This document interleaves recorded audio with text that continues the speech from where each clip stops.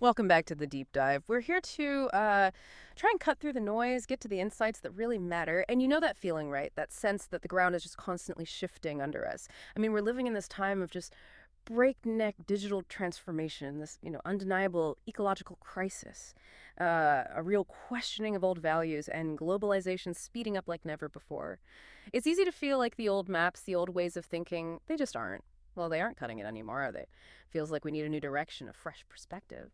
Well, today we're diving headfirst into exactly that. It's a philosophy that aims to be more than just some intellectual idea. It wants to be a kind of spiritual compass, really, for the 21st century. It's called interrealism. And at its heart, interrealism is all about the deep, unavoidable interconnectedness of, well, everything, all reality. So our mission here is to explore this, understand its core ideas, and really dig into what it means for us. How we see ourselves, what we do, our place in the whole universe.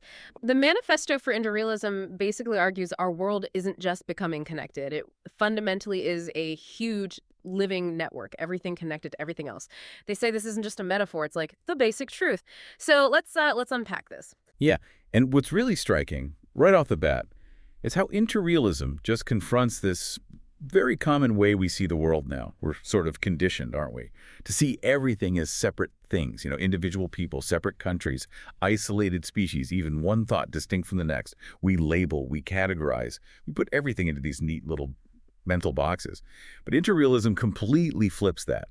It insists the world is mainly a web of relationships. It's not just a pile of separate objects. It's the connections, the space between things that's really key, the interaction, the dance. Okay, so it's less about the stuff itself and more about the links between the stuff. So if you take, I don't know, a tree, we usually think of its bark, its leaves, right? But interrealism would say that's only part of the story. Its actual identity comes from its relationship with the soil, the sun, the Mhm. air, other plants, the fungi underground, even the bugs that live on it. Exactly that. It really challenges the whole notion of it truly separate me from you or nature being separate from us humans. The manifesto puts it quite beautifully, actually. It says the identity of a person, an animal, a plant, a machine, even a star. It's only born through connection with others. Every single relationship is seen as this living stream of energy, constantly flowing, constantly shaping who and what we are. Think about like a single drop of water in the ocean. The identity isn't just a drop, is it? It's a drop connected to all the other drops making up the ocean. And they're saying this isn't just poetry. It suggests our consciousness itself isn't some little island.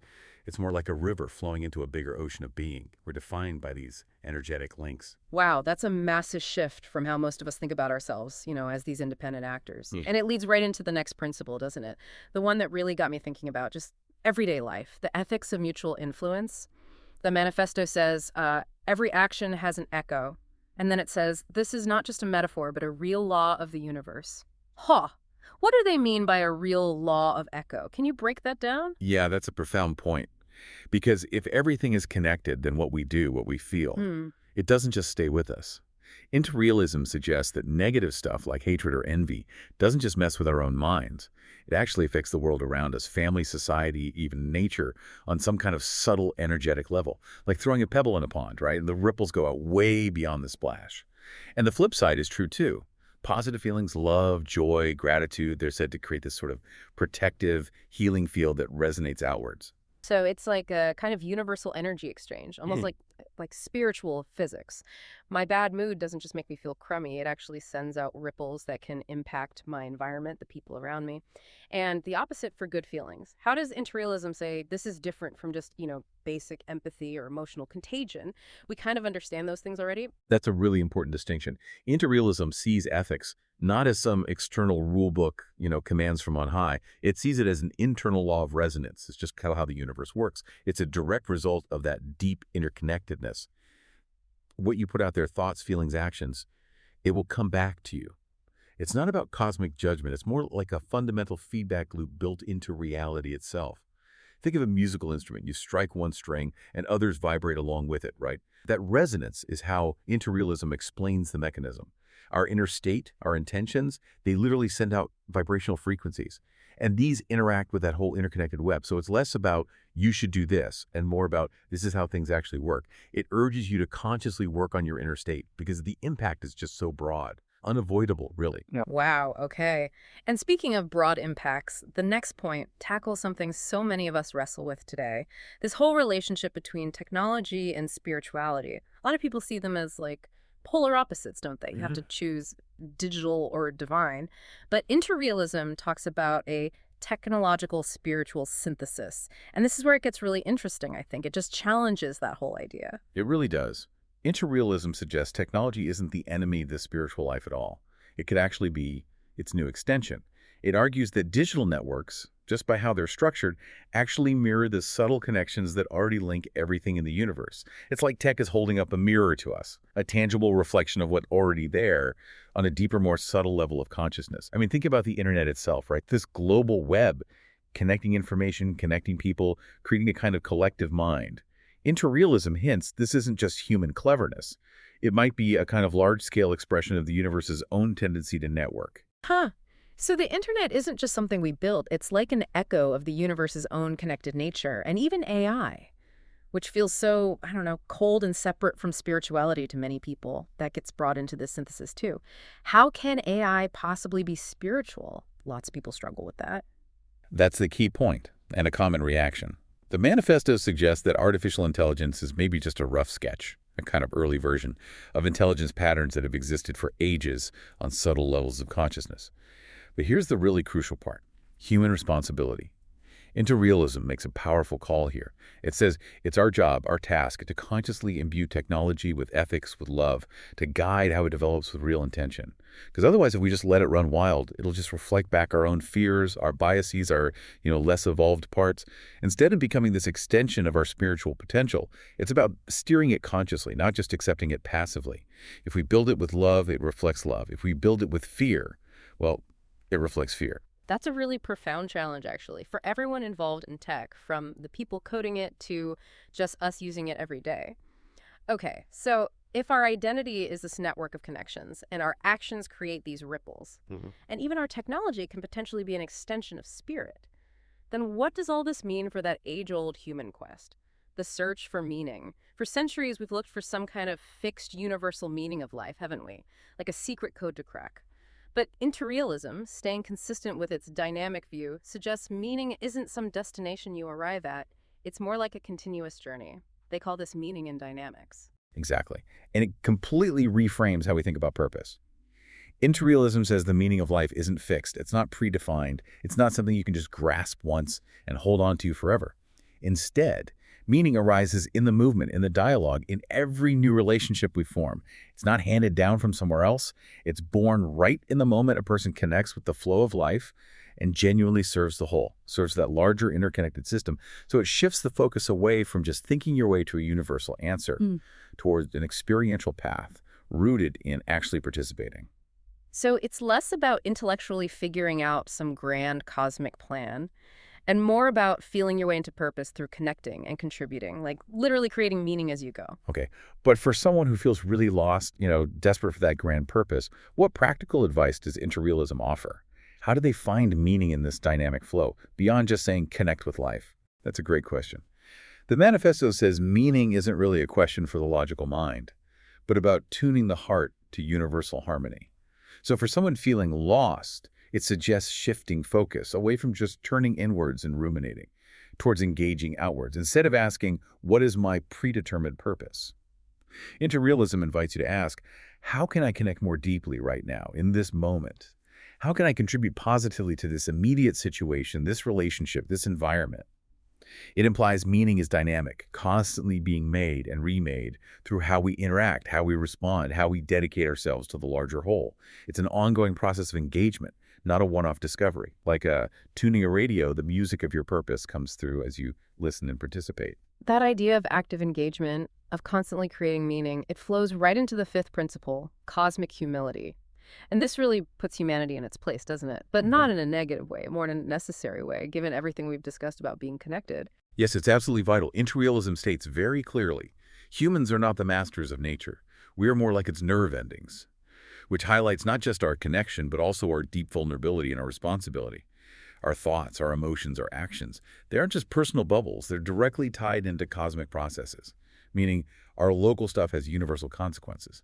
We're sensitive integral parts of a much, much larger body. So when we damage nature, like polluting a river or cutting down a forest, interrealism is saying we're basically hurting ourselves, like literally damaging our own nerve endings. Hmm. And emotionally, too. When we create division or lose love within ourselves or in society, we're not just making ourselves unhappy, we're actively weakening the whole cosmic web. Universe itself, that sounds like a huge weight. That's precisely the implication.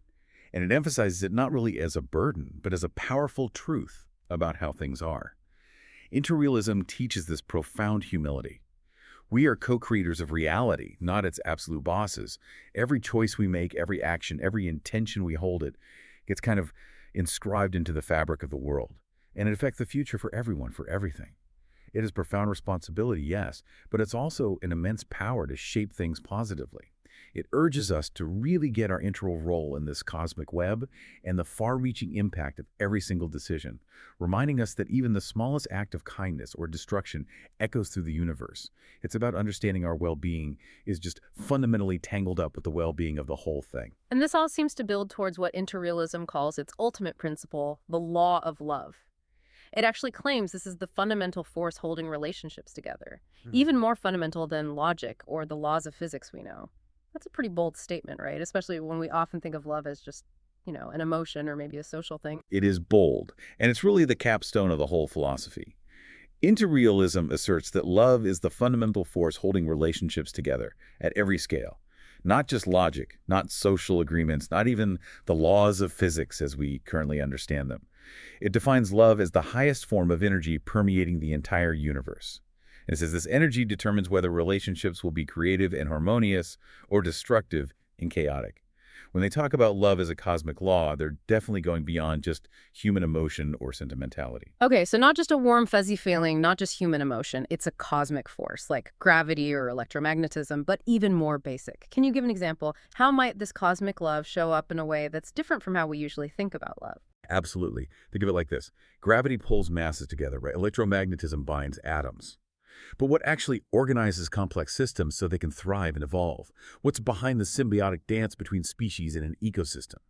Or the amazing self-organization within a healthy living cell? Interrealism suggests it's this underlying law of love. Not necessarily a conscious love in the human sense, but an intrinsic pull towards coherence, towards creative relationship, towards unity, a pull that exists before and underneath even the physical laws. It's what ensures that relationships, on any scale, lean towards creation rather than just falling apart if they're consciously aligned with it. The manifesto is clear. Love is not sentimentality, but a cosmic law, the only principle that can unite the human heart, technological reason, and the natural order. It's viewed as the highest energy form in reality, vital for everything to function harmoniously. So if you consider everything we've talked about, identity as relationship, mutual influence, text potential, dynamic meaning, cosmic humility, it all really hangs on this core idea of love as the ultimate unifying force. That's a really powerful way to tie it all together. And the manifesto wraps up by saying our world is becoming this network where everything connects to everything else. And the future doesn't really depend on the old power structures, but on the quality of the relationships we build. Which brings us right back around to where we started with identity and connection. It does, exactly. So the primary duty for a person living in this era of interrealism, according to the philosophy, is to protect and develop love as this highest form of energy, starting within themselves, and then letting it radiate outwards. It's a direct challenge, isn't it? To transform how we think, our inner lives, and how we interact with the world. It's about consciously cultivating that inner field, being humble, and bravely seeking meaning right here, right now, in the living moment of connection. Knowing that the quality of our individual relationships genuinely shapes the destiny of this whole interconnected network we're part of. And there you have it, a really deep dive into interrealism of philosophy, as it says, for a truly interconnected world. We've journeyed through this idea that everything is fundamentally linked, not as separate bits, but as this huge dynamic web of relationships, where every action really does have an echo.